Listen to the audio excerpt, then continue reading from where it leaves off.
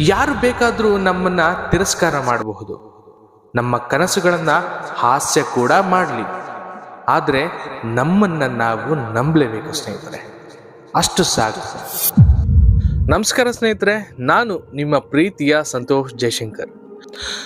ನೋಡಿ ಸ್ನೇಹಿತರೆ, ಈ ಭಗವಂತ ಇದ್ದಾರಲ್ಲ, ಆ ಭಗವಂತ ಪ್ರತಿಯೊಬ್ಬರನ್ನು ಖಾಲಿ ಕೈಲಿ ಕಳಿಸಿಲ್ಲ. ಪ್ರತಿಯೊಬ್ಬರಲ್ಲೂ ಒಂದೊಂದು ವಿಶೇಷವಾದಂತಹ ಶಕ್ತಿ, ಪ್ರತಿಭೆ, ಅವಕಾಶಗಳನ್ನು ಕೊಟ್ಟಿದ್ದಾನೆ. ಆ ಶಕ್ತಿಯನ್ನು ನಾವು ನೋಡದೆ ನನಗಾಗಲ್ಲಪ್ಪ ಅಂತ ಮುಂಚೆನೇ ಹೇಳ್ಬಿಡ್ತೀವಿ.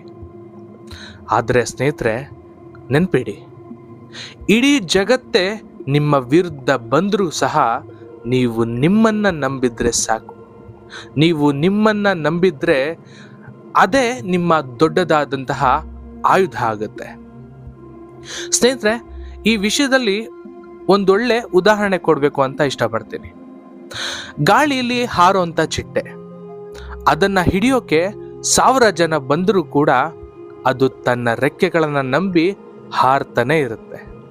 ಅದೇ ಅಲ್ವಾ ದೃಢತೆ ಅನ್ನೋದು. ನಮ್ಮ ಜೀವನ ಕೂಡ ಹಾಗೇನೆ. ಬೇರೆಯವರ ಮಾತು, ಟೀಕೆ, ಹಾಸ್ಯ ಇದೆಲ್ಲ ಬರೋದು ಸಹಜ.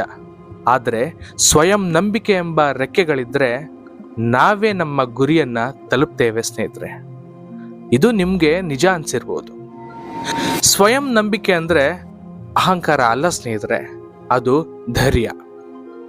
ನಾವು ನಮ್ಮನ್ನು ಪ್ರೀತಿಸುವಂತಹ ಶಕ್ತಿ, ಸೋಲನ್ನು ಕೂಡ ಒಂದು ಪಾಠವೆಂದು ಸ್ವೀಕರಿಸುವಂತಹ ಮನಸ್ಸು.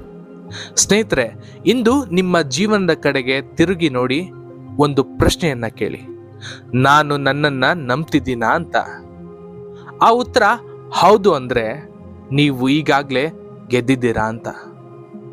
ಹಾಗೆ ಅಲ್ಲ ಅಂದ್ರೆ ಇಂದಿನಿಂದಲೇ ಶುರು ಮಾಡಿ. ನೀವು ಬಯಸಿದ ಕನಸನ್ನ ಬರೆಯಿರಿ.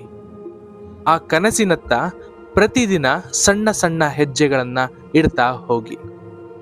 ಮತ್ತೆ ಪ್ರತಿದಿನ ಕನ್ನಡಿನ ನೋಡಿದಾಗ ಹೇಳಿ, ನನ್ನ ಮೇಲೆ ನನಗೆ ನಂಬಿಕೆ ಇದೆ, ನನಗೆ ಎಲ್ಲವೂ ಸಾಧ್ಯ ಅಂತ.